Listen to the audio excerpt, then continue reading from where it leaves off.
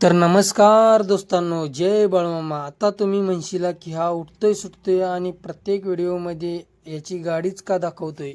तर दोस्तांनो, प्रत्येक व्हिडिओमध्ये मला माझी गाडी किंवा माझा मोठापणा दाखवायचा नसतो, तर मला माझ्या व्हिडिओची सुरुवात जगाच्या मालकाच्या दर्शनापासूनच म्हणजेच सद्गुरू श्री संत बाळमामाच्या दर्शनापासूनच माझ्या व्हिडिओची सुरुवात करायची असते. कारण इथून मिळणारी सकारात्मक ऊर्जा आणि मामांचा आशीर्वाद यापेक्षा चांगली सुरुवात असूच शकत नाही. तर मग दोस्तांनो, तुम्ही म्हणशीला की हे मंदिर कोणते, तर हे मंदिर आहे आमचे कुलदैवत श्री मोगरवंच्या बिरदेव. मंदिरातील हे शांत वातावरण, घंटांचा नाद आणि गुरु श्री मोगरवंच्या बिरदेवाचा आशीर्वाद, कृपादृष्टी मनाला एक वेगळीच शांतता देते. तर चला मग दोस्तांनो, या पवित्र आशीर्वादाने आजच्या प्रवासाला सुरुवात करूया. हे पवित्र मंदिर म्हणजे श्रद्धा, विश्वास आणि भक्तीचं सुंदर प्रतीक आहे.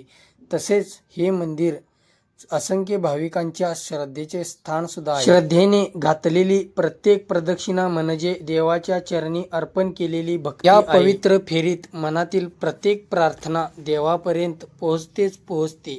तर मग दोस्तांनो, तुम्ही आणि म्हणशीला की हे कोपऱ्यात काय ठेवलंय. हे आहे आमच्या मंडळाचा साऊंड म्हणजेच डॉल्बी. तर आज आहे वटपौर्णिमा. श्रद्धा, विश्वास आणि अखंड सौभाग्याचा पवित्र दिवस. म्हणजेच वडाच्या झाडाभोवती घातलेली प्रत्येक प्रदक्षिणा हे प्रेम, नातं आणि प्रार्थनेचं सुंदर प्रतीक आहे. आपली संस्कृती आपण जपली तरच परंपरा जिवंत राहतात आणि वटपौर्णिमा ही आपल्या संस्कृतीचं सुंदर प्रतिबिंब आहे. आज थोडासा वेळ स्वतःसाठी काढला आणि निघालो जरा फिरायला. रोजच्या धावपळीमध्ये असं शांत वातावरण मिळाले की मन कसं प्रसन्न होऊन जातं.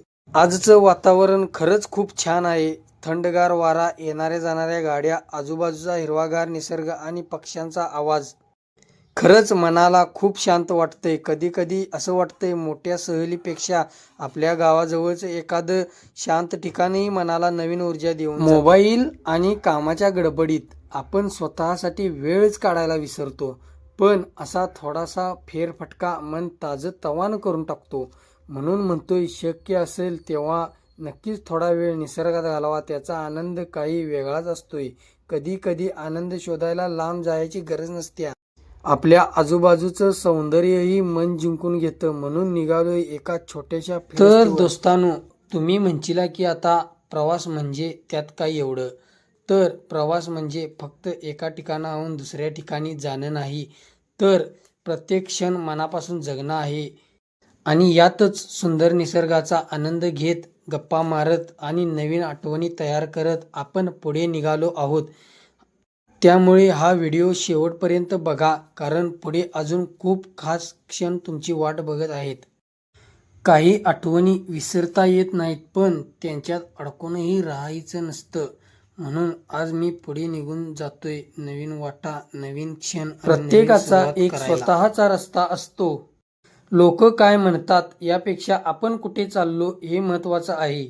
म्हणून डोकं शांत, मन सकारात्मक आणि पाय आपल्या रस्त्यावर. आपला रस्ता आपलाच असतो.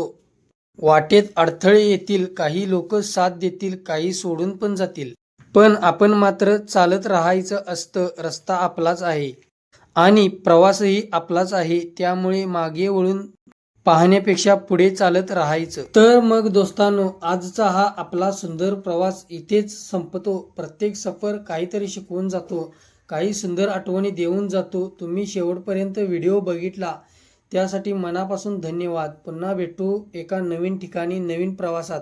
तोपर्यंत काळजी घ्या, आनंदी राहा. तोपर्यंत माझ्याकडून तुम्हाला जय बाळमामा, जय मल्हार, जय शिवराय, जय भीम.